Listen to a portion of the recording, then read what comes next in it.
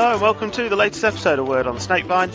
I'm Ross Deacon and we're here to talk to you today about venomous research, snakebite initiatives and venomous animal conservation going on all the way around the world.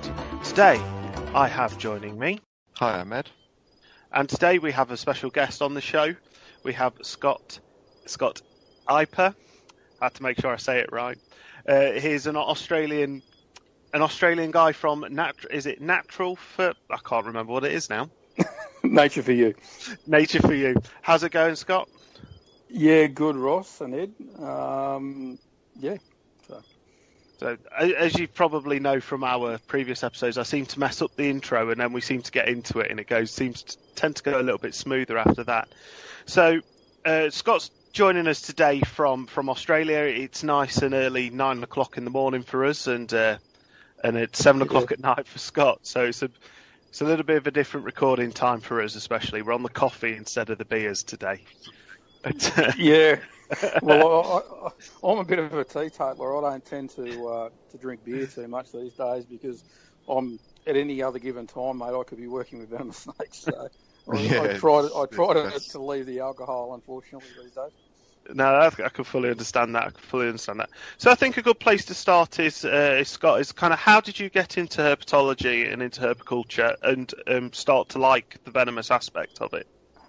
Okay, so when I was 3 years old, I was thinking about this today actually. I was 3 years old when my first venomous snake encounter was, and it was where my father had killed a red-bellied black snake that was apparently chasing him, which was obviously a load of rubbish, but it was apparently chasing him, so he felt the need to kill it. And so, anyway, he whacked that over the head with a shovel, and I remember vividly him actually taking me over to it and showing me the snake, saying, "You don't touch this." That's like saying, "Don't press the red button." The minute their head back is turned, you're wanting to press that red button. So.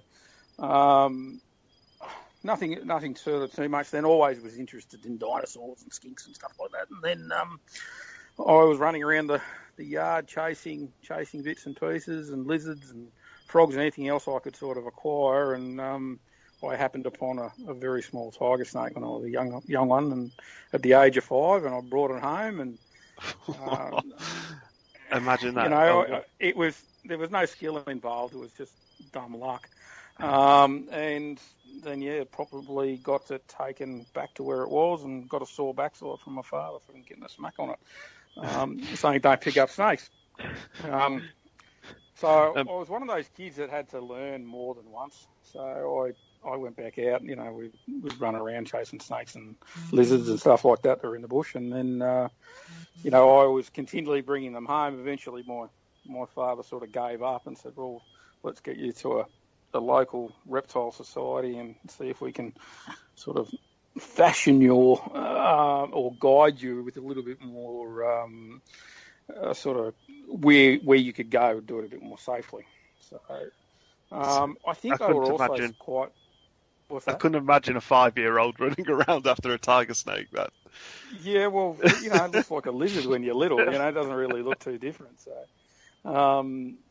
but yeah, I mean, obviously, they're pretty forgiving animals, venomous snakes, as we all know. It's I was fairly lucky, obviously, that nothing went awry, and there's certainly no way I'd be recommending any young people getting involved in venomous snakes at such a young age. So anyway, I started going to the Victorian Herpetological Society meetings, and I think my parents thought that this would be like you're going to see this and they're going to say, no, it's a bad idea to keep snakes and it's this, that and the other. Well, that backfired, didn't it? Because they said, oh, this is a great idea. You should get into keeping reptiles and this is what you should do and this is what you do. Don't keep the venomous ones just yet. But if you want to do that, you can look at that down the track. And I think my mum was absolutely mortified in that they weren't going to say, don't do this. And then as a result, I ended up being a member of the VHS and was a member of the VHS and all the way through until I left Victoria. So I was always into venomous snakes as opposed to pythons. Pythons didn't really do much for me, and always liked red-bellied black snakes and still like red-bellied black snakes to this day. And And so the minute I could get venomous snakes is the minute I started keeping them. So I ended up, my first snake I ever kept was actually a black snake that I kept for any length of time, and I ended up had that black snake for 12 years before it died. And yeah, so going along from that, it wasn't too long, and I had tiger snakes and brown snakes and copperheads and all sorts of things. So these are what we do, I suppose, in Australia. It's a bit of a different sort of upbringing, I suppose, and we're very used to dealing with elapids when we're younger, because that's what we tend to find in the bush. Yeah, by fire almost. Yeah. Yeah, sorry, go on. No, you go. That's fine. Yeah, well, I suppose the interesting thing is you say it's a baptism of fire, and yeah, it is in some ways, but you don't. We've got such a good medical system in this country, and really good quality anti-venom and some really good first aid treatments and things like that we use over here, that it doesn't seem to have too many deaths. I mean, we have the figures seem to bounce around a bit, but it's anywhere between 1,000 and 500 snake bites in Australia every year. And then from that, about 150 to 200 of those require anti-venom, as I understand it. And then from that, we're looking at 1 or 2 people dying. Usually those 1 or 2 people that die are tending to die from brown snakes. And the brown snake death is due to VIC, which is venom-induced consumptive coagulopathy. So, it's a very rapid onset when and they're dying fairly quickly, unfortunately. So, and I think those figures, I think you can actually take a step back and look at those figures for saying how integrated venomous snakes are in Australian life and culture. It's kind of, those bite numbers are very, very low, really. Well, I suppose the other side of it is that, all your main centres that you've got in Australia, and I say main centres, I mean, we're a pretty sparsely populated country. There's about 26 million people, I think it is, in Australia in total. And most of those are in the epicentres of Melbourne, Sydney, Brisbane, Perth, Adelaide. And so because most of those are around city centres, you've got a lot of people that aren't coming into contact with snakes all the time. We're a pretty big country of a lot of diverse different habitats. But people have generally got a fairly good education. We all got shoes on our feet for most of the time, or have got access to them. We've got good infrastructure, and unlike some of the horrible things that happen in some of these poorer nations, generally wherever you are, you can get help fairly quickly in regards to a snake bite. The other big difference that we use here in Australia, and whether or not it's the best method or whether it seems to be a good method, is the use of pressure immobilisation bandaging. I've used it. I'm a big proponent for it. I think that it does work. I don't think it's necessarily just I've just lost the complete word. I don't think it's a placebo. I think there is actually some benefit to it, but it's got to be done properly, and it's got to be done quickly. Yeah. I do find it surprising that people don't use it elsewhere for neurotoxic bites. It is important to put this distinction that it is for neurotoxic bites and not for cytotoxic bites. And I, personally at STM, we don't use them because we're a minute's walk from the hospital. It's wasting time to get us to the hospital. But if you've got kind of that gap between the bite and getting to treatment, it's an invaluable tool that should be used. Like you say, it should be used more around the world. But especially in the training, especially in the fields. Like, I think we'll go on to it a little bit more later, and a bite you've had in the field and whatnot. But like, I think in fields, bite aid, especially somewhere like Australia, where a lot of the venoms are purely neurotoxic, that you kind of, it's, as you say, it's a useful tool. Yeah, I think I'll predicate this as well and just explain that this particular piece of kit that we're talking about is not like a venom suction type device or something silly like that either. This does actually have some basis behind it.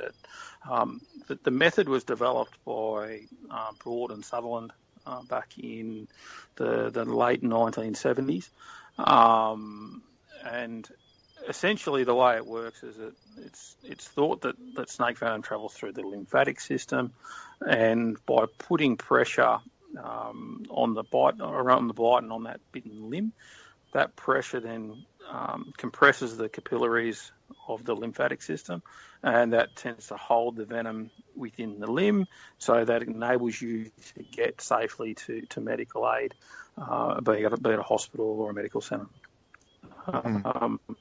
And so it's not designed to prevent envenomation. It's not designed to actually treat the envenomation itself. The only thing it's meant to do, or it attempts to do, is to give the person who has been bitten some time to get to a medical facility.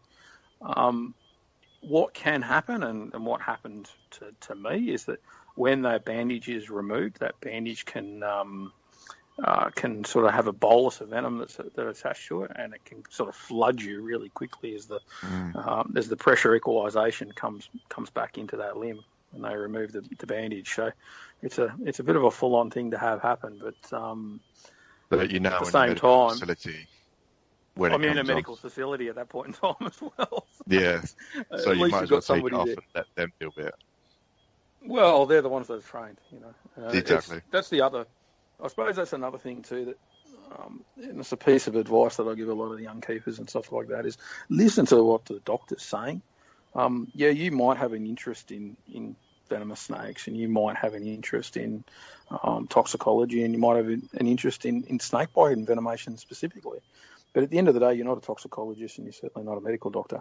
And if you're not either one of those things, then you probably shouldn't be arguing with the doctor about your treatment.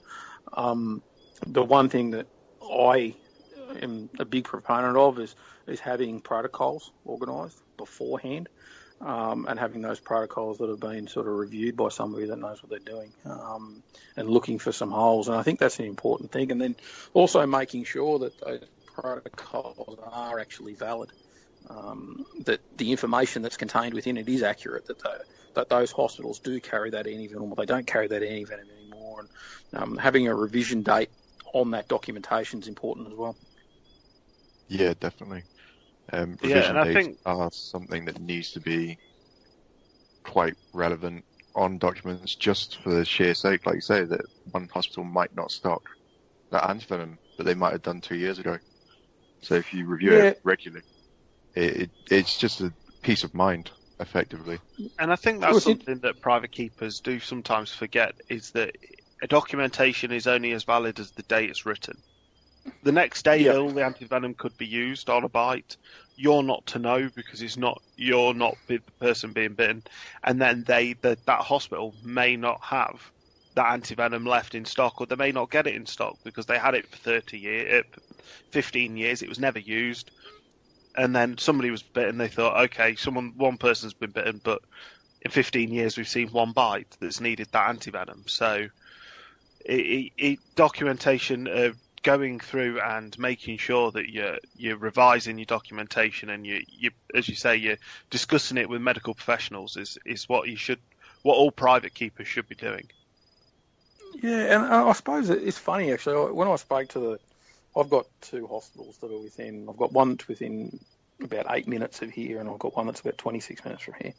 And it was interesting. So I rang up the one that's 8 minutes away, and they don't stock type antivenom, and they don't stock tiger snake antivenom. Now, if they don't stock either of those antivenoms, but I happen to be bitten by something that requires tiger snake antivenom or type antivenom, then when I'm on the phone to the ambulance service, I can say, no, I need to go to this hospital rather than that hospital, which I know is closer, because they don't stock the antivenom.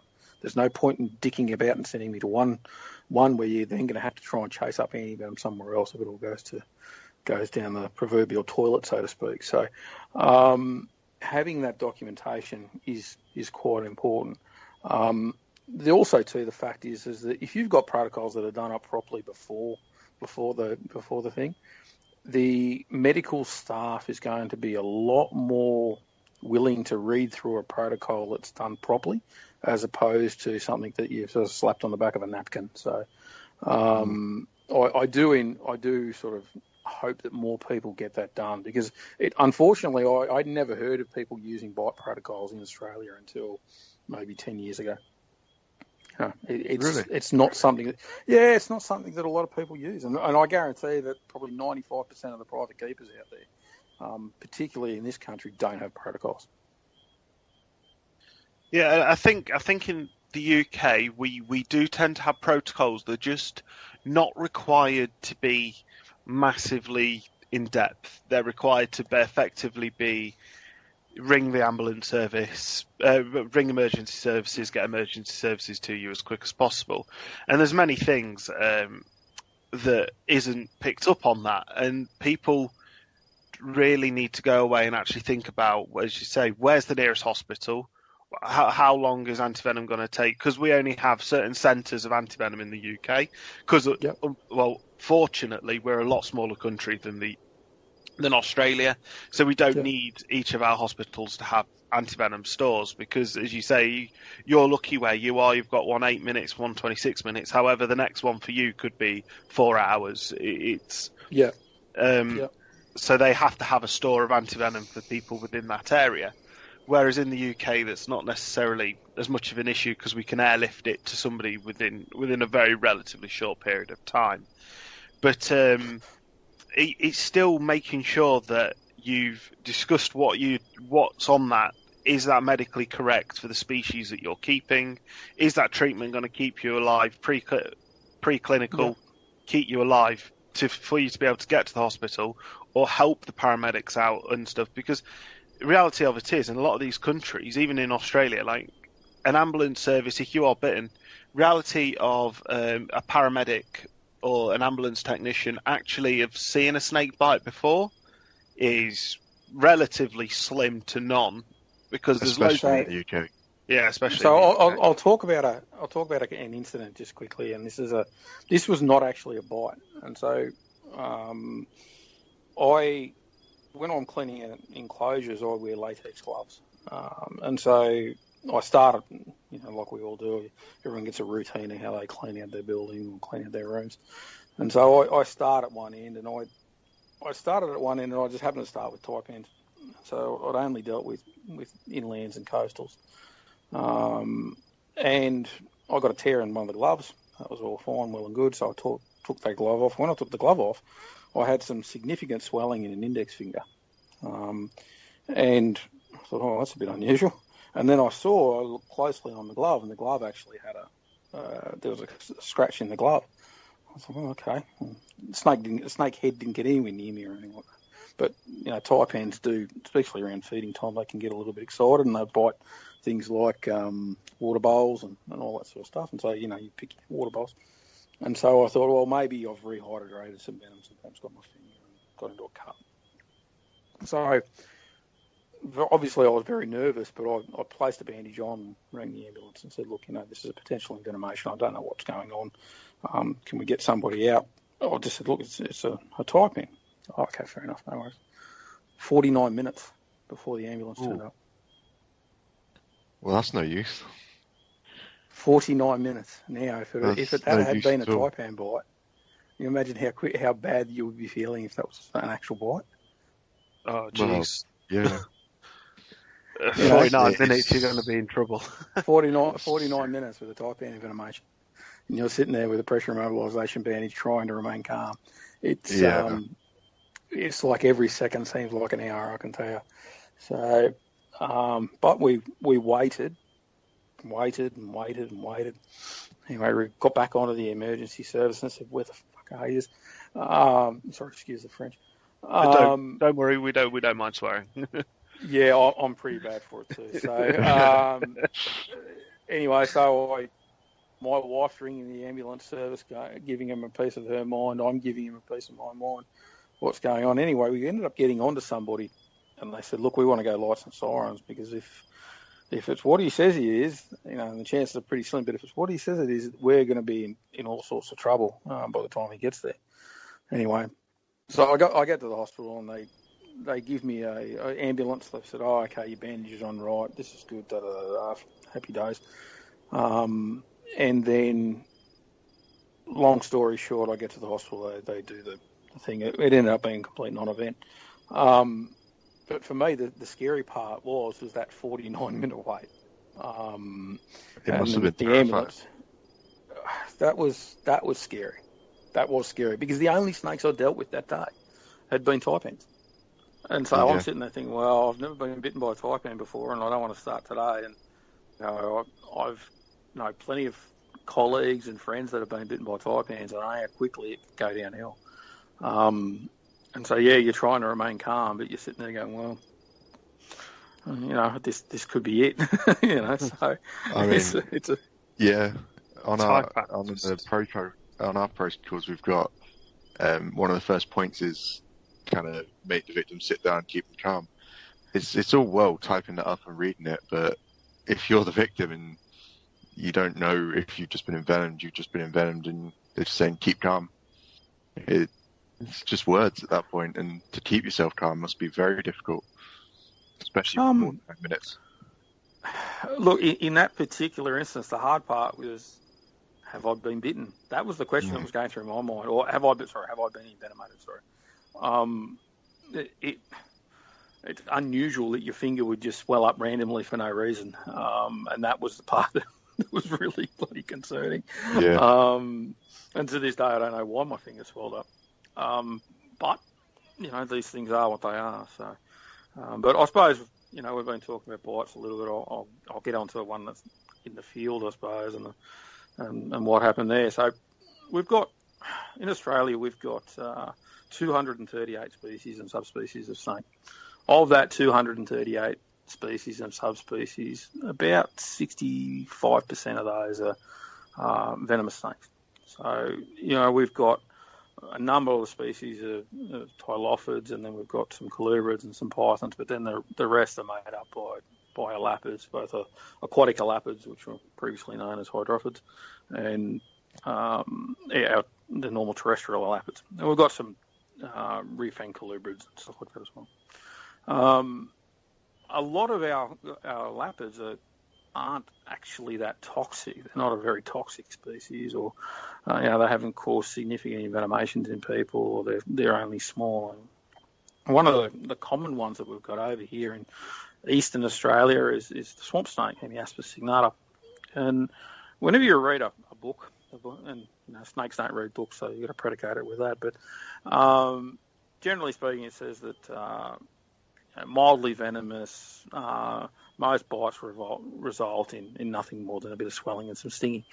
And, so I take photos of reptiles and frogs in the wild, and the very first swamp snake I ever came across was a beautiful individual that was about 80 centimetres long, which was right at the top end, about as big as they get.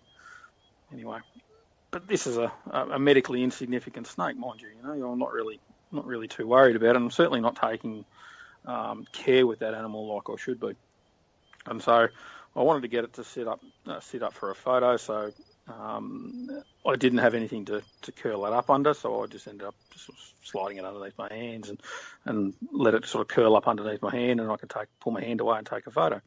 And so there was a couple of other people with me at the time, and I'd curled the snake up underneath my hand 2 or 3 times, I suppose, so they could get their photos, and then I was doing it for myself, and then the snake promptly bit me on the finger.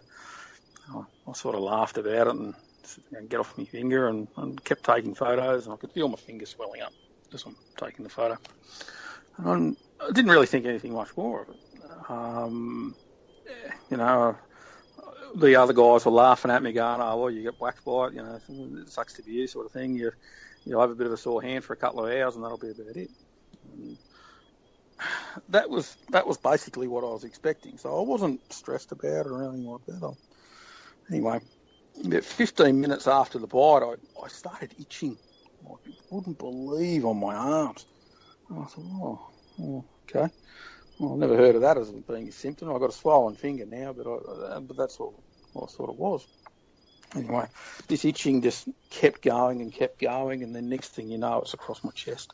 My chest is itching like hell. So I look down and I've got this. And there's a photo of my bare chest that I sent across that you're welcome to put up. Please put these photos up. I'm not worried about it, so put them up.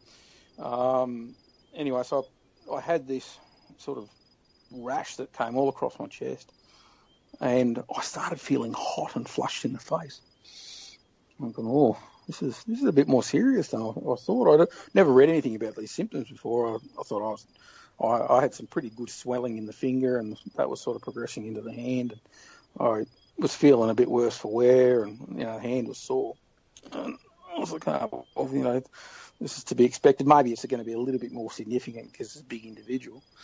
But again, I wasn't really too worried about it. And then my eyes started to run, and my ears blocked up, and my nose then started running. I was going, oh, and then sort of then I started to get a little bit worried. I was going, hang on, this is a little bit more serious. And at that point in time, I felt that I was like somebody was sitting on my chest, and it was hard to take a proper breath. And the best way I can describe it, if someone wants to know what it's like to go through an anaphylaxis in a snake bite, is basically hold your nose closed, all right, and get a drinking straw, all right, and try and breathe just through a drinking straw, because that's effectively what it's like. And so I went through that. My lips swelled up, they became blue, my tongue swelled, I could feel my throat swelling, my eyes, my eyelids all swelled up, my face was swelling, I was all flushed and bothered, and I felt like absolute death warmed up. But then I was also really struggling to breathe. It's sort of the type breaths. Anyway, and this is I'm struggling to breathe 45 minutes after the bite. Okay, so this is I'm going through my mind is medically insignificant bite kills this snake keeper. I'm sitting there just going, oh, of all the things to knock me off the perch, it's been a bloody swamp snake. So I didn't really think too much more of it than that. I tried just concentrating on my breathing. Didn't have anything for anaphylaxis for snake bites. We were out in the field. We were out in the bush. We were quite away from medical treatment or anything like that. At this point in time, I'm in the car, and we're madly trying to get down to some medical attention as soon as possible. And we kept going. Anyway, about an hour and a half later, I could start to breathe again. And then, 20 minutes after that, my ears cleared up and my eyes stopped running and my nose stopped running, and I could sort of breathe and could take a proper breath. And then the rash on my chest subsided, and then my arms subsided.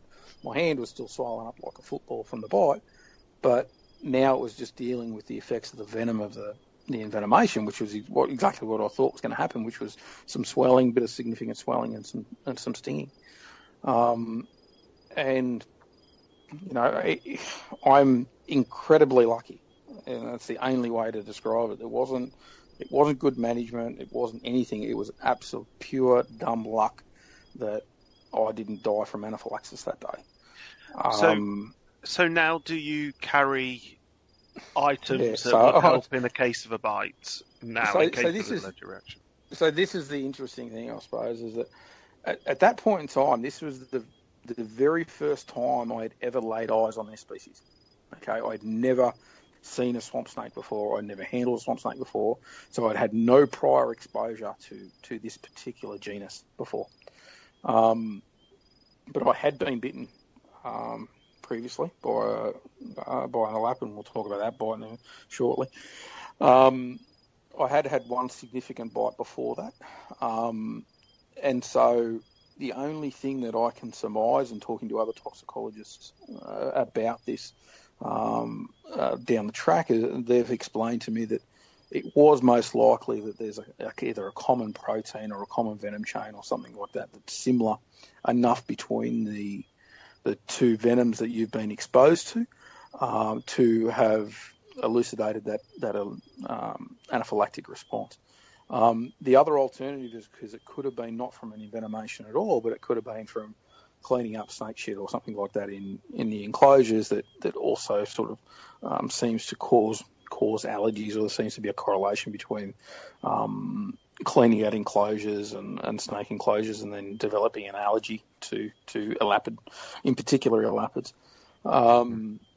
So, in the case that you guys got spitting cobras, you hear about people getting allergic reactions to spitters because of that venom's up in the atmosphere when you breathe it in. Yeah.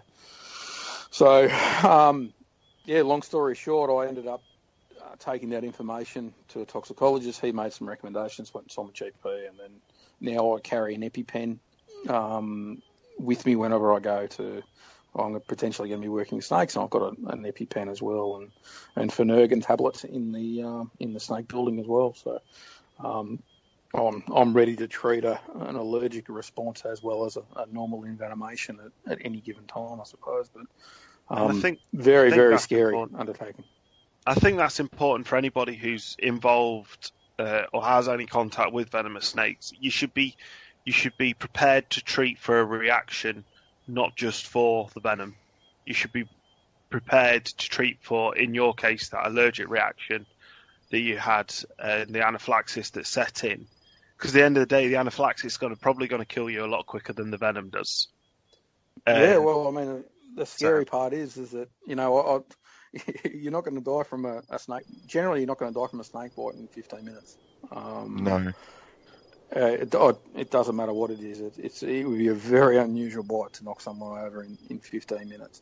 However, if you have a full-blown anaphylactic reaction, you can be dead in 15 minutes. Easily, as soon as that airway stops, you're done. And even then too, it's not like somebody can give you mouth-to-mouth resuscitation or that your airway is shut. It's not getting through. So we are going to have a guest on eventually. Graham Skinner in the UK. He had a Crotalus Crotalus enyo bite. Well, it was actually a kind of scratch, and his airway did shut completely. And I think it was with it under 10 minutes from the scratch of the fang happening to him being unconscious on the floor. He's very, very lucky to be alive, and just goes, as you say, it goes to show that venom's not going to kill you in 15 minutes, but anaphylaxis sure will. Yeah. Oh, that's a scary undertaking, that's for sure. And look, you've heard about people. I've had colleagues over here that have come to me and gone, "Oh, yeah, I've been bitten by a brown tree snake, and my whole body's a rash." I said, "Get to the fucking hospital."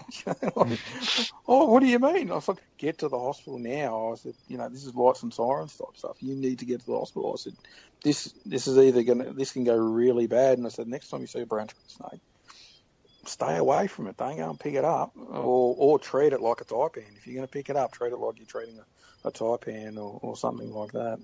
That this snake will kill you." And probably the biggest threat to snake people in general, I think, is complacency.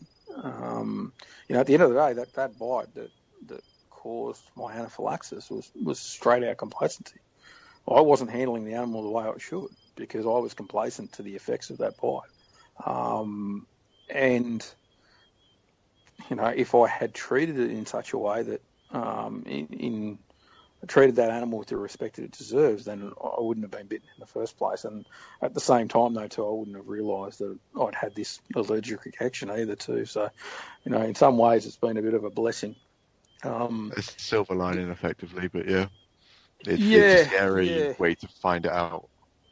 Well, it's funny, I give talks to herp societies and stuff like that, and I put the photos up that you're going to put up of me sort of, voluntarily in the middle of anaphylaxis, and it scares the shit out of people. And that's exactly what it's meant to do. Exactly what I wanted to do is I'm trying to find the 15 and 14-year-old kids in the audience that are running around, on the rock faces chasing brown snakes and red belly black snakes and tiger snakes and things like that and catching them they're the ones that I'm trying to scare, going, this is what can happen, if you get a bite. So it's a little bit more confronting than sitting in hospital with a bandage wrapped up on your arm. So definitely. So yeah, and then so I suppose we can talk about bite in captivity now, if you like. Well, I was just going to add something about the complacency thing of a snake that you were told is medically insignificant. Is that in the kind of Western Europe and in America, there's quite a few species that are we all say are medically insignificant, and we're finding now that a lot of people are being bitten by them and showing these adverse reactions to them. And we've actually got the episode that's coming out before this, talking about apistoglyphus snakes, about rear fang snakes, colubrids, and actually their venom there's very little known about the venom and their venom effects, and it's the same for the people like that. It's kind of stop being so complacent and realise that it is a venomous snake, and treat it like it is a venomous snake, not like it's a non-venomous. And I think your story really ties into that. Like, people go, oh yeah, but it was an elapid. But in Australia, it's seen as a non-medically significant snake. So it's seen the same way as what we see a lot of these apistoglyphus snakes. So this particular snake is no different in the way that you guys would see a natrix or a malpolon or heterodon, a western hognose snake. Western hognose snakes are one of the most common snakes in captivity now, with all of these fantastic colour mutations or horrible colour mutations, whichever way you go. I like pretty snakes as long as the snakes aren't being physically harmed. I don't like spider gene type ball pythons where the animals can't right themselves. But if the animal's doesn't hurt the animal, I don't care. And there's some ethics behind it. But I digress slightly. If you look at the amount of people and kids that have got western hognose snakes, and they pick up that western hognose and they're hand feeding it a pink mouse or something like that. Oh yeah, it's chewing on my finger. Oh yeah, what's the end of it? What's the worst that can happen? And then you see this kid that's got a swollen arm, and you got this horrific blebs that are coming up on the bites that are causing some pretty serious bites. I wonder if it's going to be a matter of time before we see a really bad bite from a hognose snake. Well, there's already a reported case. There's already a reported case. Yeah, that's been written up into a paper about a massive drop in platelet count. I think the bite took about 150 days to heal. Is it in France? It was about that. Yeah. Yeah. So, and then we've seen recently some hydranastes, some false water cobra bites that have been very severe. There's somebody in the UK that's actually had to have surgery for nerve damage from a western hognose bite as well. He didn't tell anybody at the time, but he's now started to actually go, no, look, stop being stupid, stop filming a snake chewing on your finger, a venomous snake chewing on your finger. Get it off. Venom is venom. Venom is venom. Stop filming it. Get it off. You can be in this situation where you've got masses of damage, or you have an allergic reaction, you go into anaphylaxis, and then all of a sudden it's not going to be too long before we've got a death, or we've got someone seriously injured. They'll end up on the DWA over there. You've got that dangerous wildlife licence or dangerous animal licence, whatever it is. Before too long, they'll be on there. But I think there's been significant envenomations from garter snakes and all sorts of stuff. And I suppose the other side of it too to remember is that, before in the 1950s, twig snakes were regarded as being harmless as well. Boom slangs as well. And boom slangs as well. Boom slangs. That it wasn't until they killed people that people sort of going, oh, maybe these things are a bit worse than what we think. Yeah. And I've actually had people. I've actually had people, because I've kept both boom slang and different species of Thelatornis, two different species of Thelatornis, and I've actually had people ask me if they're a good venomous starter snake, kind of as what they should get as their first snake, and I was like, no, probably the opposite of that in a lot of ways, because of how they are seen by a lot of people, because of how the handling techniques and stuff that you have to use with them are slightly different than you would with the lapids and vipers, and they're a different kettle of fish, and they're dangerous. They're very, very dangerous animals, and they don't act like a lot of the venomous snakes that traditional venomous snakes effectively. So, yeah, as you say, it's kind of they were thought of as not venomous. Now they're actually for drop venom wise, they're well up there, and the effects and reactions from them are just horrific. Yeah, I suppose this is the thing, is that people harp on about that, the most dangerous snake list, and the people bastardise that Australia's got the top 20, which is an absolute rubbish. And I'm forever sort of correcting that mistake, that myth that people have got, that Australia's got the most toxic snakes in the world. We've got toxic snakes, but even the potency, the drop for drop, the most toxic snakes in the world, and they say that the top 20 are Australian, or most of the top 20 are Australian. That's absolute rubbish. You've got things like Bungarus and Crotalus tigris and all these sorts of things that are incredibly hot, incredibly toxic snakes. And there's a couple of databases out there that show this. It depends what you're using to measure it. It depends on whether it's intramuscular, whether it's IM or subcutaneous, and IV, whether it's, and then also whether or whatever it could be, and you've got all these different variables. What's your list made up of? Effectively. And then the item that you're subjecting to the venom in the first place as well. They did it on mice or rats, and mice or rats are exactly what Taipan venom is designed to stop. So it makes sense that it's very, very effective. But the reality of it is, and it's something that I say quite often over here, is that would you rather be run over by a Mack truck, or would you rather be run over by a beetle?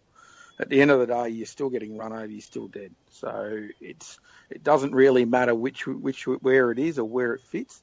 Dead's dead. So people have got to understand that when working with any venomous snake, that there is a potential there that it can all go badly, and that anaphylaxis can happen, as we know, in medically insignificant species, and then suddenly you don't want to be the first person to get killed by a western hognose snake because you haven't been respecting it for being a venomous species. As simple as that. Definitely. Which then leads on to your next bite, I guess. Yeah. So the next bite, that was a bite that happened to me in 1996 from a spotted black snake, Pseudechis guttatus. And so I was keeping those. I was keeping those in plastic tubs with a lid on the top, and I had a small cardboard box, light bulb box in the corner of the enclosure, and a water bowl. And so the light bulb boxes, they used to have a little flap on the back, and I used to leave that flap there so the snake would have a place to hide and all the rest of it. Anyway, so when the snake was inside the hide, I'd just lift the whole hide out and put the hide into a holding container while I was cleaning out the enclosure. And I'd done this many, many times before, and I hadn't realised that the spotted black snake had snuck its nose out the back of the hide and ended up seeing my pinky finger as thought it might have been a rodent, I suppose, and gave me both barrels into the finger. It was a fairly young animal. It was about 65 centimetres in length and a bit thicker than a man's index finger. And so it was enough to make me sort of sit up and think, but I was like, oh, well, it's only a spotted black snake. They're not that bad. It's only a small one. It's not going to knock me around too much. Anyway, put a bandage on and sat there waiting for the ambulance. Anyway, I get to the hospital, and I had a bit of an argument with the hospital staff about what I'd been bitten by, because they were arguing with me that you don't get spotted black snakes in Victoria, which was quite correct, but I ended up explaining to them that, well, you do in my bloody shed, and they ended up getting on the phone to Struan Sutherland, and Struan's a written a fantastic book on Australian animal toxins. I urge you to try and get a copy of it if you can. They're as rare as hen's teeth and twice as expensive these days. But if you ever get a chance to get it, it's a fantastic book. But they ended up speaking to Struan, and Struan said, look, if this guy's saying he's been bitten by a spotted black snake, he knows what spotted black snake is, then listen to him, because chances are he probably has been bitten by a spotted black snake. They're pretty anyway. So that was fine. So they said, look, we haven't had too many bites from spotted black snakes before, so we'd like to do some testing on it. And I said, oh, okay, fair enough, that's fine. Oh, well, we need a urine sample. Oh, yeah, okay, no worries. So they ended up giving me a catheter for a urine sample. Now, I don't know if anyone has ever had a catheter, but any of you guys have had a catheter before. It's probably the most demoralising thing that can ever happen to you. I can assure you of that, and it's pretty painful too. Yeah, I've had a couple. Yeah, not a fun experience. I'm the lucky one. Yeah, it's a that size tube isn't meant to go in a hole that size. I can tell you that. And then the doctors didn't want to give me any pain relief or anything like that because they didn't want to suppress the nervous system. So I didn't get any numbing agents either. So that was pretty unfortunate too. So so that kind of sucked. But anyway, so they removed the bandage after confirming that I had been bitten. And basically what they have over here is they've got a snake venom detection kit test, which is an ELISA test. And so they take a swab of the bite site. And so they'll split the bandage apart where you've been bitten, and they'll swab the actual bite site, leaving the bandage on. And they'll take a blood test, and then they'll take a urine sample, and they'll check those three things against the wells in this ELISA test. And if it lights up, whatever wells light up from what's been exposed, it will light up positively for what antivenom type to use for that bite. So it's a fantastic thing that was invented in Australia, and it's reasonably accurate. There's lots of false positives and stuff like that happen, but essentially what happens is a bite in Australia, they won't remove the bandage until they've done that ELISA test first. Then they'll remove the bandage, or 4 hours later they'll take another set of samples, and then they'll remove the bandage, and they'll take samples after that, and then they'll monitor you to see if they need to give you antivenom. So they did the samples. The samples came back positive. They put a drip in the opposite arm to where I've been bitten. It's basically getting things ready. Put me onto saline so they could sort of infuse the antivenom when they needed to. So anyway, they got to the point where they got to remove the bandage, and they removed the bandage. And how are you feeling? Oh yeah, I'm not feeling too bad. Not feeling too bad. Oh shit, I'm not feeling real good. Oh, I'm struggling, and then I lost consciousness, and then came out of consciousness again, and then lost consciousness again. So I lost consciousness 3 times in the hospital before they'd administered antivenom. I was suffering from double vision and ptosis, so I had paralysis of the eyelids, and I was struggling to smell at that point in time as well. Sense of smell had sort of gone a bit awry. I didn't really notice what was going on, but that had gone a bit funny. Yeah, anyway, they gave me antivenom along with a shot of adrenaline as well. So I had some adrenaline steroids, and they used the adrenaline and steroids apparently to help combat the chances of an allergic reaction to the antivenom. And they gave me my first lot of tiger snake antivenom. That basically did nothing. My blood still kept going down. My paralysis was getting worse. At this point in time, I had slurred speech. My brain was working quite well, but my speech was difficult. And I remember being very difficult to talk with the doctors. So that's another thing why your protocols are so important, is because you think you're going to be able to talk in the hospital. You may not be able to talk. You may not be able to actually tell them what's going on. And so if you're wanting them to talk to a particular toxicologist or try and explain what's bitten you or try and give them some medical history about you, you may not be able to do that. So you've got to make sure you've got that written down. Anyway, another lot of antivenom.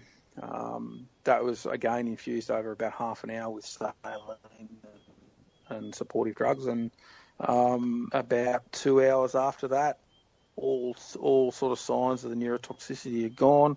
I was feeling better. I had a hand that was swollen up like a football.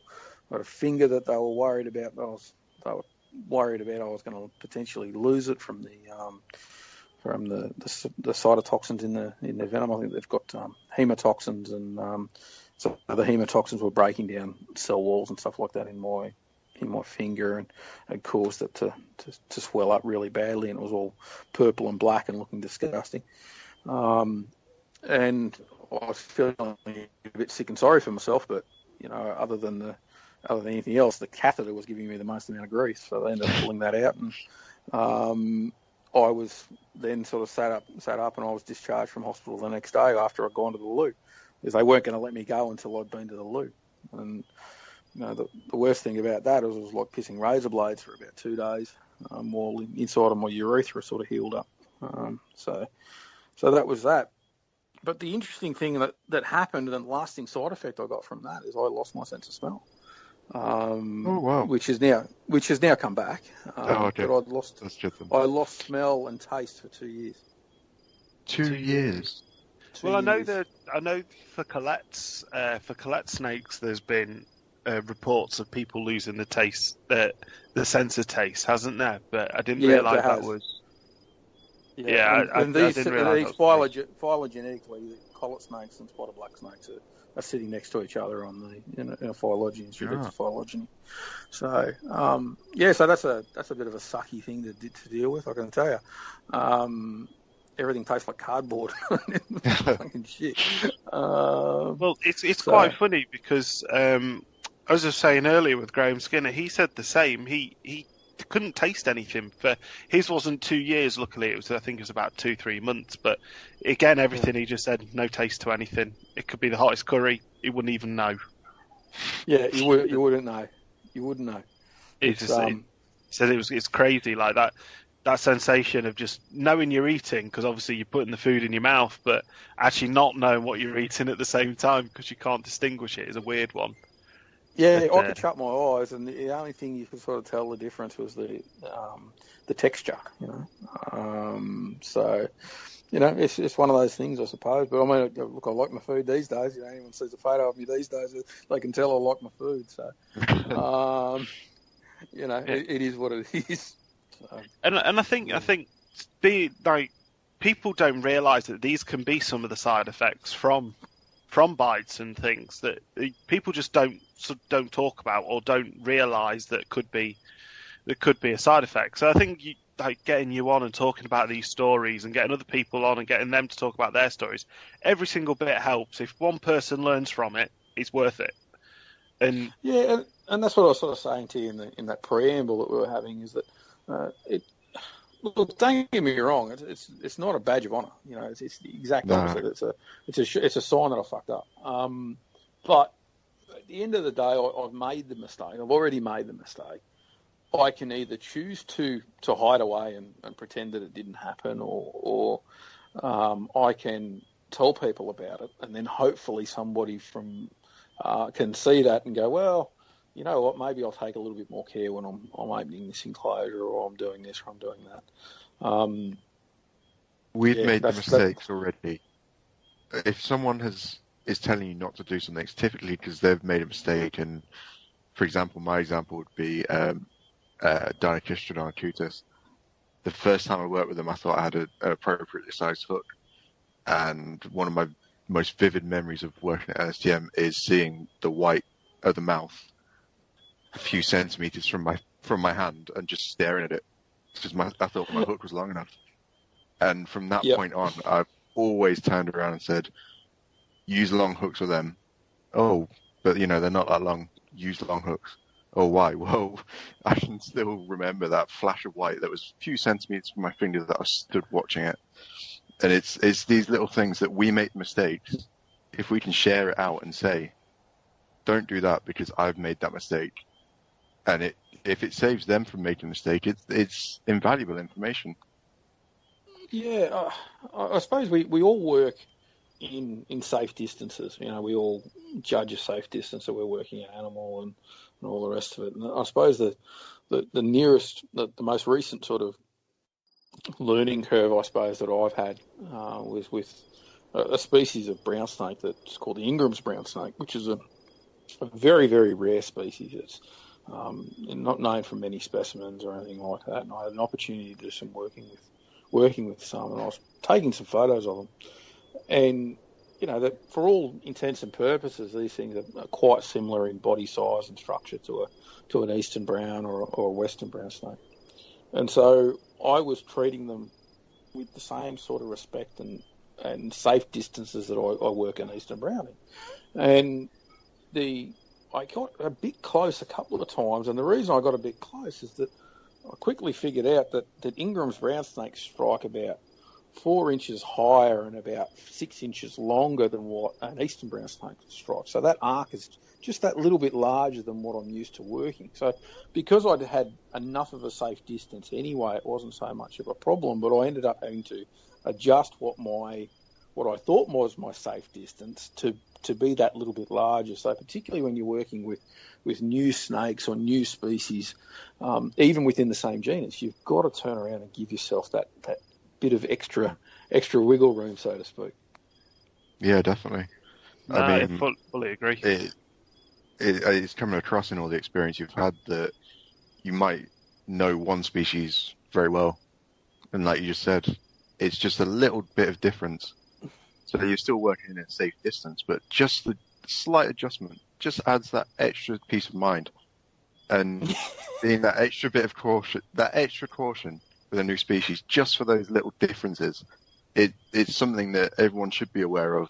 I mean, mine certainly was the first time I'd worked with a dietitian, and you know, I'm here like, oh, it can strike that high, I'll be fine, and then the thing's launched itself towards me, and the next thing I'm just seeing this white of the fangs so close to my fingers, and it was like, oh, maybe not. That's something I won't do again. And from now, I know my exact safe working distance. There's been a few times that they've struck and luckily hit the side of the box that kind of, basically I don't get on with them. Me and Danish have a long-standing tiff, we'll call it, a little disagreeing. And each time that they've been close calls, it's either that the snake is kind of miscalculate where it's striking and caught the side of the box, or my hook has just been long enough. And from that, I'm now overly cautious around them because of my experience. But then working with the other vipers, I know the safe distance for them is just knowing those individual species is invaluable. And I think the other thing, precautions. I think the other thing is too is that the longer you work with reptiles, that the more you realise how much little you know.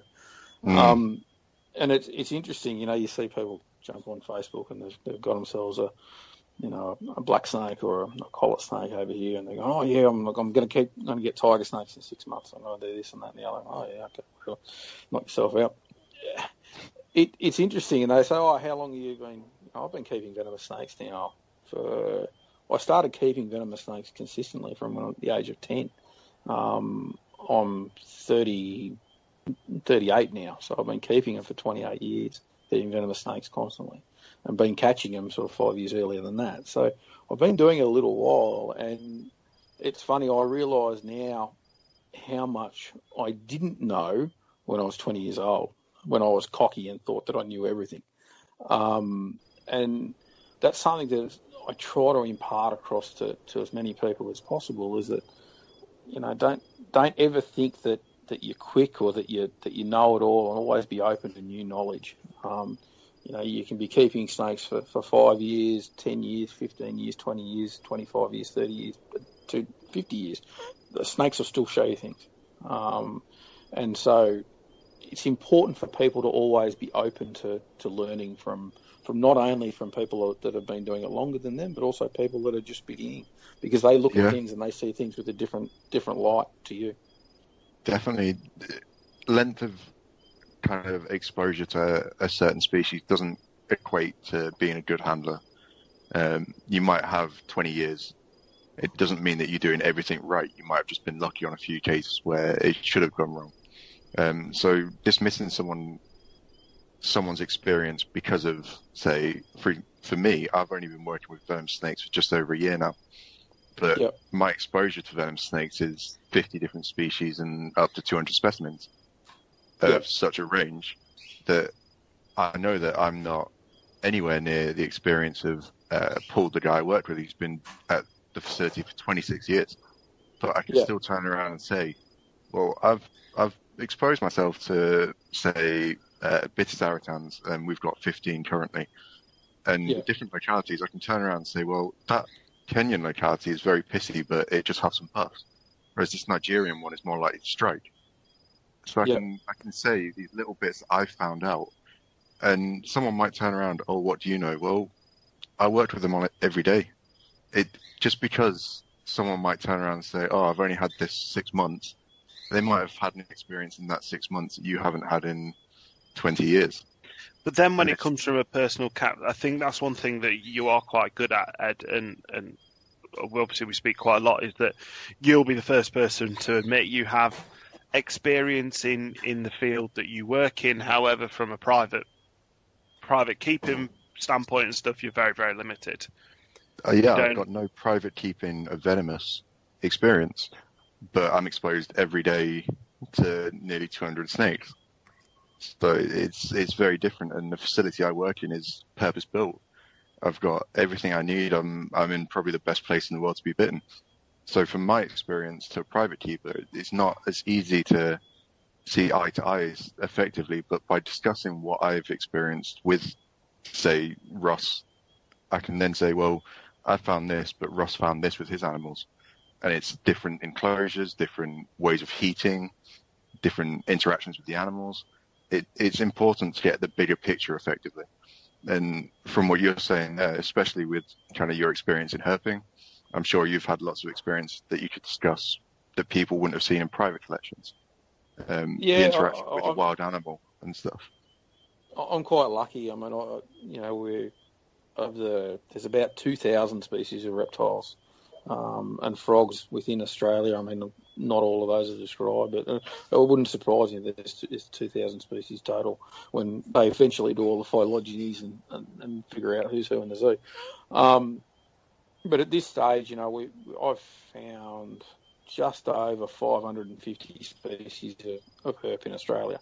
And so getting out and seeing that many species over here has allowed me to see, obviously, multiples of many of those from various locations. And so that, the brown snakes can behave differently in North Queensland to mid-eastern Queensland to southern Queensland to down to New South Wales and in Victoria. But, they often have similar ways of behaving. Getting out and seeing them in the bush where you're seeing what the animals are doing in the wild changes how you maintain animals in captivity. But at the same time, I've also been pulling them out of houses for people in emergency removals for many years as well. And every time that I think, oh yeah, this is how things are, I find an exception to that rule. People say that snakes don't climb. Venomous snakes in Australia don't climb. Well, I've pulled brown snakes out of roof cavities, and whatever you read in a book, a snake doesn't necessarily read it. So the snake doesn't follow what we've done. No, snakes can't read. They do what they want to do. If the snake wants to climb, the snake will climb. The snake wants to burrow, the snake will burrow. Yeah, and so I mean, the knowledge that's within books is only as good as the people that are writing them, and it's only as good as the information that they have had available to them at the time. I had an opportunity to write a book on working in a series that was done on Australian reptiles and amphibians in captivity, and I was asked to do a book on elapids and colubrids, and also on amphibians, and it was difficult to explain to people the amount of different things and try and put that into words that you would do as a keeper.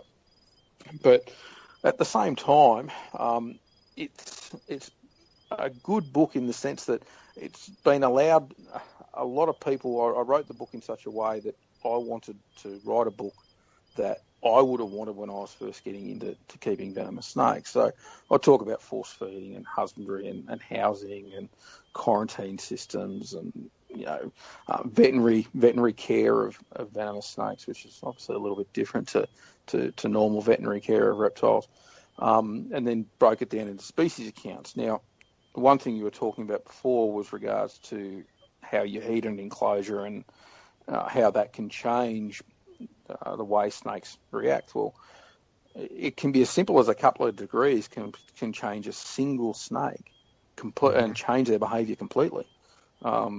Inland taipans, if you keep them too cold, those are generally very pissy, angry snakes if they're kept too cold. If you warm them up that couple more degrees that you need to, you often find that those snakes behave completely differently, and they are a lot easier to work. But it's a matter of sort of finding what the temperature is for that particular snake. So I would suggest that, potentially, you said Kenyan bittus were a bit pissy. Maybe if you were able to bump the temperature up on those a little bit, you might see that there was a change in behaviour, and they may calm down a little bit. Because snakes. Yeah, but even then, down to the individuals, we've got the smallest one we've got is just full of gob, but then the biggest one we've got is almost like an elapid in curiosity, and they're at the same temperature. It's down to individuals' personalities, temperaments, as well as environment. So it's knowing your animals, knowing what you're dealing with, and that comes into your interaction, how you deal with your animals, and there's so many factors that go into it. So it could be temperature needs raising a few degrees, or it could be that it's just a little angry animal. Yeah, or it could be lighting, or it could be humidity, or it could be what you're feeding it, or it could be the way you open that enclosure or the way you deal with that animal that could be sort of elucidating that particular response. I suppose that the important thing is to be open to potential change, or if you need to. If you don't feel that you need to change it, then why fix something that's not broken? I think a lot of people are too hard and fast on set rules on how to keep an animal, and it doesn't necessarily work that way. We've got a basis to work from, and then once we work from that basis, that's when it's probably good to actually push some of those boundaries a little bit to try and see what works better. And I think that's the difference between somebody who is able to maintain a lot of animals and somebody who's successful with those animals. Definitely. And it's important to look at other factors. So, a lot of people keep, I'm not sure what the magic temperature is in the UK that everyone keeps stuff at, but over here in Australia, just about everyone keeps stuff with a hot spot of about 32 degrees, anywhere between 30 and 32 degrees. Yeah, so that's similar. That's similar in Europe. That's kind of the standard everybody kind of goes for. But then you have, we have a movement in Western Europe to full solar spectrum lighting. To actually, so we've recently gained a lot more understanding of actually that reptiles work better with a surface temperature of a lot higher than 32 degrees that allows them to get to a core body temperature, their core working body temperature a lot quicker and a lot more efficiently. It's changed massively in Europe recently, reptile keeping, and that will eventually feed through to other countries and other continents as well. But because it's like, for instance, I've got a set of snakes that I keep with a basking spot of over 50 Celsius. Yep. Because that's how, in the wild, that is the temperature that they would naturally be basking at. So that they obviously get kept with that. So I think it's 30 degrees, 32 degrees, 34 degrees is seen as the magic number, but that is changing quite rapidly. It's interesting. I built the snake building that we use here. And I built it 3.5 years ago now, I suppose. And I decided that I was going to do a few things a little bit differently to what other people had done previously in Australia. And one of the things I did is I put double glazed windows into the roof of the facility. And so not only have I got a day and night photo period, but then I've also got the moon phases actually react and change things, what's going on in the snake building. And it's interesting, you walk out on a full moon and all the snakes are sort of hunkered back into the corner and they're not doing stuff, and then you go out there on a new moon, so there's no moonlight in the room. You go in there and all the death hatters are moving around in the room, and it's quite similar to what goes on in the wild. That the moon phases make a huge difference to activity levels of nocturnal reptiles, but it's something that a lot of keepers don't use. UV for snakes. UV is such an important thing. Yeah, you can keep snakes and they don't get metabolic bone disease like lizards do, without exposing them to UV. It doesn't mean they don't need it, though. Yeah, exactly. It doesn't mean they don't need it. And there was an interesting paper that came out in regards to bone density in corn snakes, where they had 3 clutches of corn snakes and they raised them up. They raised up 2 of them with no access to UV light, and 2 lots with UV light. And the ones that were exposed to UV light had bone densities of 20 and 30 times that of the ones that had no exposure to UV. So, it's all of these things that we're doing. We should always be trying to refine those methods, and putting snakes in drawers is great for keeping animals in rack systems and makes it easy and seemingly good, but it's not necessarily great for the snakes themselves. Just because you don't see any damages to the outside of the animal, it doesn't mean that it's not having an effect. Is kind of how, that's my takeaway from it, is that just because you can't see an issue like metabolic bone disease, it doesn't mean that there isn't something going on. Like you said there, the bone density, we'd never see that, but these papers coming out are invaluable because they can then be used in the arguments where you got people who say, you don't need UV for snakes. Well, actually, when they do studies on it, it's showing that UV is beneficial, and it's not going out of your way making it 10 times harder to keep. Effectively, you're making it easier to see your animal. You'll see better behaviour as well. The other thing is too, and this is the part that I always find funny, is that you talk to these people that have got all these snakes in racks, and they go, "Yeah, but I'm a snake lover." How do you see a snake? But you're a snake lover that you've got a snake that sits in a drawer, and the only time you see it is when you open up the drawer to have a look at it to change its paper. But you've got that snake. The snake's almost like stamp collecting. It is stamp collecting. And it's. Look, don't get me wrong. I'm not bashing rack keepers here either. There is a use for racks, and it's one of the things that I won't bash because, at LSTM we can't not use techniques that aren't always the best. So we use a lot of rubs, but we're limited on space. But we make sure that we try and give as much as we can to the snake, while to work within the constraints of our facility. But at the same time, if you've got the option to give them more, to give them better, why not? Well, I think generally people should be always trying to improve. And Melbourne Zoo have just done this fantastic setup where they've they saw a problem where they've gone, their vipers and their crotalids and some of their boas and things like that were getting fat and lethargic. And the easy solution for people was to say, we'll just feed them less. Well, that's not really the problem. The problem is they're not active enough. And so what they turned around is they've set up a swim gym effectively for the snakes.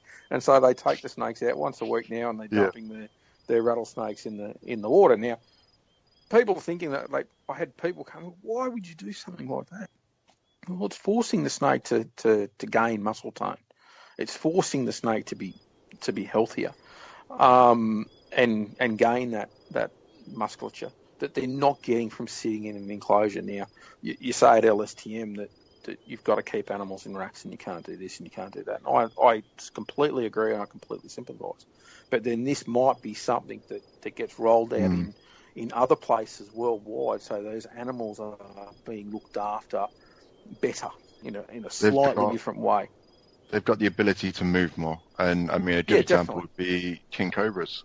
You look at some of the territorial ranges and the distances they cover over a year. It's astonishing. It's I think Ross can kind of chime in on this, but I think one of them was it about 30 kilometers or something like that? 30 square kilometers, yeah. It was a tagged king cobra's territory range was 30 square kilometers. And if you think about that, and then think about people are keeping them in 8 foot by 3 foot by 3 foot enclosures, that snake is never going to be able to hit 30 square hit the distance and that it normally would travel. So as you say, you've got to kind of look at other ways that you can offer enrichment or offer things to an animal that will allow it to effectively not get overweight or give it that enrichment that it needs. Effectively a treadmill for a snake. Yeah, and effectively that's exactly what Melbourne Zoo did. And I think it's a great idea. I've sort of looked at it and I've gone, right, I'll try and figure out a way I can build something similar. Because at the end of the day, if I see something that is a good idea, I want to try and replicate that, or I want to try and improve on it if I can.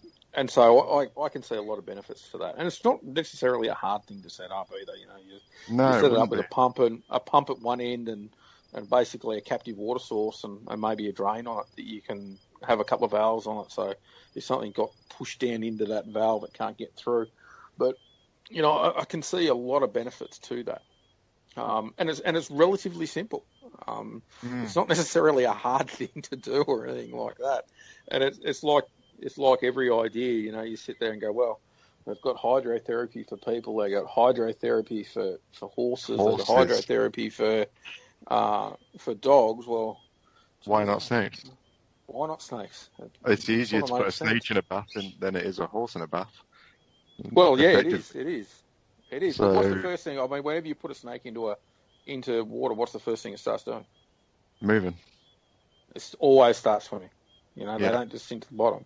So I think it's something you would need to maintain and keep an eye on the animal and all the rest of it. But I think I can see a lot of benefits to this.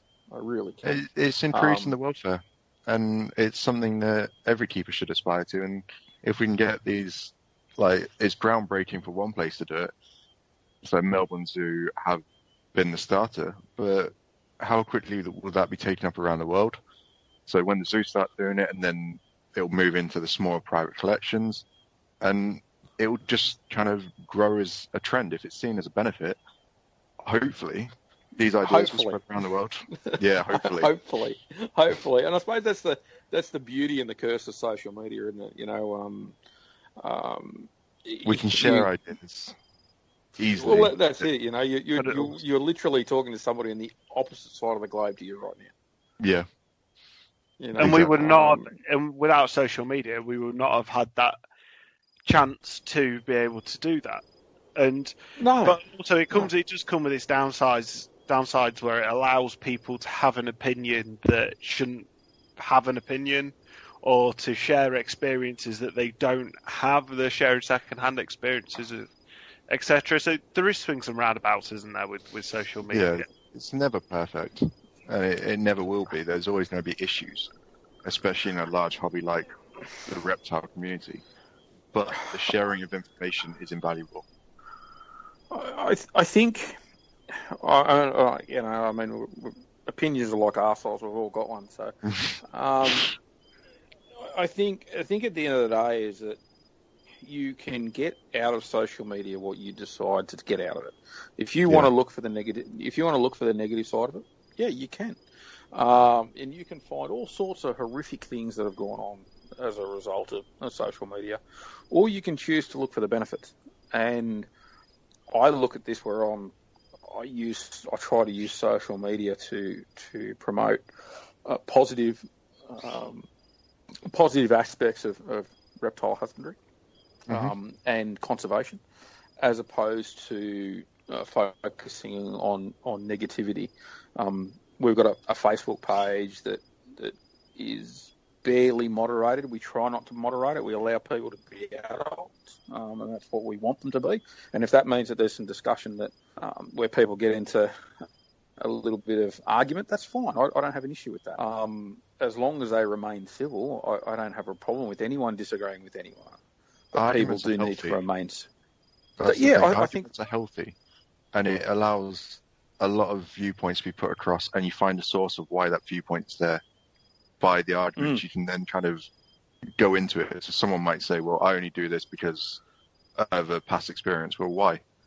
Well, do you think this happened with this? And you can kind of get to almost a source of a myth of where it came from, and then you can work on it, and you can find more out from a good, healthy discussion than just shutting it down instantly, saying, well, no, this is against the rules, not allowed. Well, I suppose this is the beauty of social media. I mean, you can talk to somebody who's living in Thailand and ask them what the temperature is and what the humidity and what things are doing, what's happening at the moment, and then you could potentially then sort of try and replicate those conditions where you're keeping your Cayuthia or your Siamensis. You know, you can use that information that's right there and then. If somebody turned around and goes to me, and said, what's going on in Brisbane tonight, can you explain? Because I want to try and keep my common death adders similar to what the temperature is in Brisbane. Can you? Yeah, no worries. I'll give you the information. I'll tell you what it's like, and I'll help that person. It's about disseminating that information in a positive way, and you know, at the same time too, if you don't like someone and they're continually picking on you or anything like that, rather than getting into it with them, just hit the block button, and then they no longer exist anymore. It's bloody fantastic. So, you don't have to worry about them anymore. You can literally cut someone out in seconds and carry on with your life like nothing's happened. Yeah, so we've got it. Why not? There's people. Yeah, and I think that's a really good piece of advice for people, is to not get involved in some of the petty bullshit that's on Facebook, and to turn around and just hit the block button and go, you know what, I don't need that negativity in my life anymore. And just carry on with the rest of your day. Yeah, that's it. Because they're not worth your time. They really aren't. So. If you're arguing with someone, say, this interaction now, if there was someone in Australia I was having an argument with, well, you know, I can sit there stewing it all day, waiting for a reply, or, you know, he's in Australia, right? What am I going to do about that? Yep. Block. Yep. Carry on. Yep. Exactly. You can sit stew in your own kind of anger and self-loathing or whatever you want to call it, or you can carry on with your day. And you know, right now it's looking quite nice outside. So instead of sitting here and being, I've got to check this comment, I can't leave, and got to fight this argument, I could go outside and walk my dog. Yeah, that's just it. Or you could just go out herping, because, you know. Yeah, or go out herping. Yeah, we may as well bring this back onto reptile based rather than bitching about social media. So we're in trouble, Ed. We've been brought back. So. He's going to hit the block button. Maybe cut the podcast short. No, that's it. There's education to be had, and I think that's one thing with social media, is that you can bring education to a format that makes it easier for people to understand, that makes it easier for people to get that information, which is great. But at the same time, it's, as you say, don't like it, you know where the block button is, you can move it on. So speaking of that, moving it on, obviously as you've mentioned before, you've written a book, and you've got a new book coming out soon, which you've written with your wife. Is that correct? Yeah, so I've actually written 5 books now. A bit of a glutton for punishment.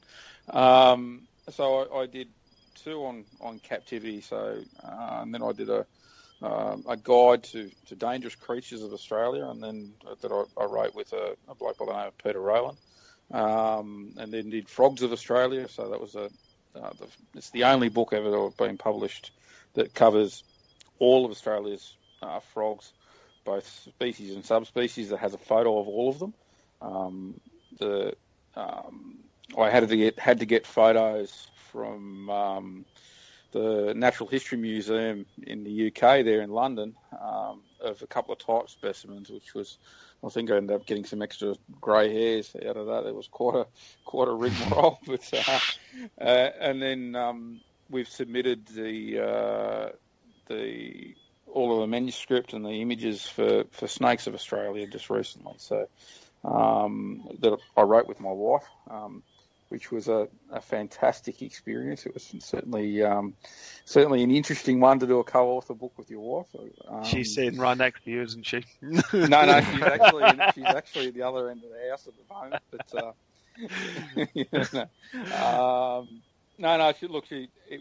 she's looking at me now, so I've just got to look. No, it was a very good experience. I really enjoyed it. So, and that's covers all of Australia's snakes, and so that's got photos of every species and just a basic sort of introductory bit of information in regards to habitat type and how to pick one from the other. So that was quite an experience. So with that, did you decide to go and take as many photos of as many as the species as you possibly could, or were you just a little bit time limited? Or no, look, I took. I mean, I'm a wildlife photographer as well, but that's a second love. I see photography as a bit of a tool to sort of further me along and use that for if I'm illustrating papers or books or anything like that. So I use that photography as a tool. But I've been taking photos of reptiles for since about '94, I suppose. So I started off with film cameras and stuff like that before moving over to digital. And so I've got quite a library of images already. And so I had about 70% of the images I needed for the book I already had. And then there was, we've got a whole number of species over here that are blind snakes mainly that are only known from one or two specimens from like the 1920s and stuff like that. So they were museum specimens. So I went over to museums in Western Australia and Sydney and in Brisbane and photographed a number of those museum specimens as well. So, but then I also was able to. I've got a whole heap of friends over here and colleagues that were very helpful and provided me images of the things that I was missing as well. So we've got photos of every species and subspecies, and about 90% of those photos haven't been seen before by the public. So there's going to be a whole swag of new pickies out there of some pretty unusual species. So that's pretty cool. So that was cool. So it's a nice interesting thing to do. And then besides that, obviously I write papers and articles and things like that. So I'm having a little bit of time off before I work on another book and clearing up a few papers that I've been working on as well. So try and get those out and done and before getting on with something else. So yeah. So with I think we could probably talk all day about the herping in Australia, because obviously it's probably not like a lot of different countries. Obviously, it's as you say, it's got very vast different habitats across the whole of Australia, and with it being such a huge country, which is effectively the size of a continent, it allows itself to that. So I know one of our listeners especially has asked us, who knew that we were going to be talking to you today, has asked us to talk to you about herping. I kind of don't really know where to start with Australian herping, really. Well, it's a pretty interesting thing. Generally speaking, if I go out herping, these days when I'm going at targeting a particular taxa, whether it be a frog or a snake or a lizard or whatever. So I'm going after things that aren't generally aren't a particular species and a generalist species. I'm after I've found a lot of the generalist species, so now I'm after ones that are only found in one place. But it's interesting. I use a number of different techniques, and those different techniques are based on weather conditions, time of year, and the habitat type that I'm in. So I use a thing called eye shining a lot, which is where you use a head torch and you have that head torch beam sitting in between your eyebrows, and getting as close to your eyes as possible, and it shoots out a high-powered LED torchlight beam out, and then you're looking for the reflection of the retinas of the reptiles and amphibians coming back towards you and hitting you in the face, and so you're seeing that reflection, and then you're going up to that reflection. Very, very effective way of finding things like death adders and pythons and stuff like that, things that you're hard to seek from a camouflage point of view, but their eyes give them away, so it works quite well. And then I'll also use things like flipping over cover, things like sheets of tin and stuff like that are always good, or just out road cruising at night. So it really depends on what you're after, depending on what method you'll employ. So herping in the desert's a bit different to herping in the rain. Yeah, definitely. So, do you have an actual favourite species that you prefer, like a favourite herping species? So, for instance, I always find finding Natrix, for me, because of where I live, I always find it more enjoyable than finding Vipera, effectively. Do you have a similar thing over there? Obviously, I know you've got a lot of different species and a lot better, well, a lot nicer species, I'd say, than we have. But yeah. Look, it depends on what you want to find. I mean, I can never get upset. I never get upset at seeing red-bellied black snakes red-bellied black snakes for me are one of my favourites. And so with red bellies, I would walk along water courses in the morning and basically sit there looking for any patches of bare ground around some long grass, and then basically I'll walk along those, and then I'll hopefully see a black snake curled up, and then you can usually get some photos of it before it shoots off. You can use the same method for tiger snakes as well. There's a couple of really great spots in Western Australia where you can see lots and lots of tiger snakes in a short period of time just by quietly walking along. Walking along trails at night is always good. I really enjoy doing that because you see lots of sorts of smaller reptiles and amphibians as opposed to just the bigger stuff. And then road cruising is always nice when it's a really hot day or a really hot night, and you just want to have a bit of a lazy one, and you can have the aircon going while you're driving along looking for reptiles. That sounds road cruising sounds good fun compared to what we have to do here in the UK. Yeah, we're very limited to areas and habitats within where reptiles are. It's very rare that reptiles interact with humans in Europe, especially. But I suppose sorry, go on. Oh, you carry on. Sorry. I suppose it depends on where you are, depending on how effective it is. You know, if you try road cruising in Melbourne at night, you're not going to see anything because it's very unusual to get reptiles on the road at night down there. Whereas in Cairns or Brisbane or Darwin or Sydney even, it's an effective way of finding lots and lots of animals, and it's a nice, easy way to do it. But you're restricted on what you find. You tend to find the same things. And the other thing that you always do is you stop for every little stick, leaf, branch, bit of rubbish, bungee cord, banana peels, and everything else that's on the road. So, it's always good for a laugh. You find some good things. Yeah. So with the, as you were saying there, you have quite a lot of interactions with snakes in people's homes, and you do quite a lot of collections. Do you see that there's more kind of one set species of snake that you find more in that situation, or? Yeah, look, you tend to find, there's a selection bias for people as well. So the bigger the snake is, the more likely it's going to be seen by people. They don't tend to see the smaller ones, but every now and then they do.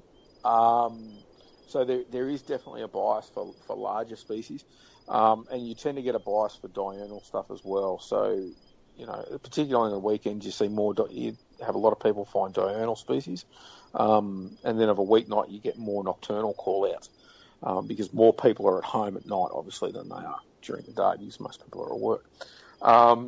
So I get a lot of call-outs for carpet pythons. I get a lot of call-outs for green tree snakes. And I get a lot of call-outs for yellow-faced whip snakes and eastern brown snakes. They're probably the 4 or 5 most common species that I get, and then I get red bellies as well fairly regularly. And so what I try to do is I try to actually explain to the people how to live with the animals that are already there, as opposed to me just moving a snake. I hate moving snakes, so I really do my best to leave them where they are. And so usually I'm fairly influential on those people, and I can convince them that it's a great idea to leave that carpet python there, because that carpet python's eating the rats and the mice that run around in their house. So they sort of start to realise that's not a bad idea. So it's a bit harder to try and swing it with a brown snake, particularly if it's sitting inside the person's house. So at that point in time, I'll go out there and I'll collect the snake. Now, when I capture a snake, it's interesting, you usually have an audience when you're doing it, and you try to keep people back as much as possible, but that's not always easy. And they usually get a bit upset because they're expecting you to try and catch it like Steve Irwin or something like that, and you're going to dance around the bloody thing and all the rest of it. And the reality of it is that it's just like working a snake in a facility or at home, is you try to do it as quickly and as calmly as possible with using as much safety as possible. So I use a thing called a hoop bag. If people haven't seen a hoop bag before, it's basically a big black bag that's attached to like a landing net frame. And the way I explain it to people is it's basically a big mobile black hole. So ideally what I'm doing is I'm trying to put that down in front of the snake, and the snake sits there and goes, well, it's better than the big ape that's coming up near him. And so the snake goes straight into the black hole, and then you pick the bag up and tie it off, and off you go. So most times, particularly with things like brown snakes, I don't even need to put a hook to them or put my hands on them. I have grown up tailing venomous snakes over here, and it's interesting. We were talking in that preamble before that people learn different methods and have different comfortability with different things. I've never used a set of Pilstrom tongs or snake tongs on an animal on a snake before ever. I've never needed to. I can see the benefit of it, but I've never needed to use them. And so it's very different to say places like in the US and Southern Africa, where people use tongs as like their go-to thing to when they're capturing animals. I see a lot of problems with using tongs, actually. There's a lot of judgments that need to be done to use it to judge the distance between the tong, where the tong pinch point is, and the head of the snake. You need to make sure that it's shorter than that distance, and this, that, and the other, and the whole act of it's going to piss the snake off, so you're going to have snakes wanting to bite. But it looks great on television, so people like using it on television. It's not real exciting when you walk up to a snake and the snake goes straight in the bag, and then you're tying the bag up before people realise what the hell's going on. So it doesn't make for good TV, so a lot of people don't tend to use it.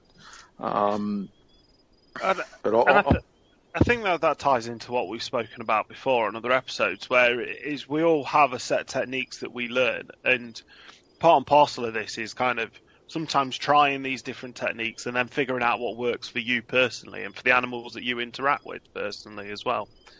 So I personally don't use tongs. I have tried them. I just don't get on with them. I just don't think that the animals that I keep, I necessarily need to. Oh, no. Yeah, I agree completely. I mean, it for me, I mean, I've got taipans and brown snakes and tiger snakes and death adders and all that sort of stuff. I've been keeping. I mean, I've had taipans for over 20 years, and people freak out when they hear the name taipan, and they're a very capable venomous snake, and they're a very incredibly dangerous snake when they if they're mishandled. But they can also be handled relatively safely when you've got the experience and know how to do it. At the same time, though, my experience that I've got working with taipans is not going to help me when working with a Donocistrodon that you were talking about before. There's a whole different suite of handling methods and handling techniques, and we've got to be open to understanding that we don't know everything, and we need to use other people's assistance where possible, I suppose, particularly when working with new taxa. Oh, definitely, yeah. Yeah, I fully agree. I'm just keeping an eye on the time, and that's 1 hour 45 minutes. The time's gone really, really quickly. As it always does.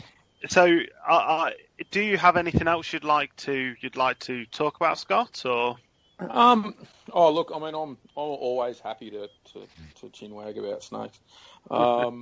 If people have got any questions or anything like that specifically that pertain to anything we sort of spoke about tonight, happy for people to get in contact with me on Facebook or give me a call or whatever. We've got a website which is www.wildlifedemonstrations.com. I'll also put that in. I'll put that into the description put the link into the description as well for people to be able to find you and be able to see that as well. And so we've got 2 Facebook pages. So there's the Nature for You Facebook page, which people can get us on, or we've got a group page which is called Everything Elapid. So by all means, post questions in there. We'd like to see more photos of exotic venomous snakes, unusual elapids and stuff like that. We're more than keen to see pictures, but we're also keen on good discussion and things like that as well. So anyone wants to reach us, then get us through there. When the snake book comes out, people can let us know if they want a copy. We can put them in contact and go from there for sure. But yeah, happy to talk about all things elapid. And again, if people have got any specific questions, I'm more than happy to answer those. So. Yeah, that's. Thank you very much. I think our listeners will benefit from your expertise in a lot of different areas as well, which is great. So I'd just like to say thank you very much for joining us. It's been a very quick hour and 45 minutes. We've covered a lot of different subjects as well, which I think has been really, really good. And some of the information about your different bites and stuff has been invaluable. Like there's stuff there that we wouldn't think of until we were bitten ourselves and stuff. And hopefully some people can take some learnings from your bites and from the discussions we've had around them. So I'd just like to say thank you once again for that. No problems. Look, I'd be keen on hearing about someone else's mistakes as well, and some of the things that people are doing, and to try and sort of fix those issues. So this is something we're thinking that we're going to try and do on a later episode in a couple of months' time. Is get different people on that have been bitten in different regions to talk about the care that they received for their bites in different regions, and have a discussion around different people that have all actually been bitten, to actually have a discussion with each other effectively. So maybe we can arrange it so that we can get you on that episode as well from an Australia perspective, and it'll give you a chance to listen to other people and also find out a little bit more about other people's bite situations and bite scenarios in different countries. I think that'd be quite an interesting thing. Always happy to have a chinwag, mate. So just hang up. That's not a problem at all. Yeah. So thank you very much. I'd also like to thank the listeners for joining us again. Hopefully you enjoyed this as much as we have enjoyed having a chat with Scott. So from all of us here on Word on the Snakevine, I'd like thank you very much and speak to you all again soon. Cheers.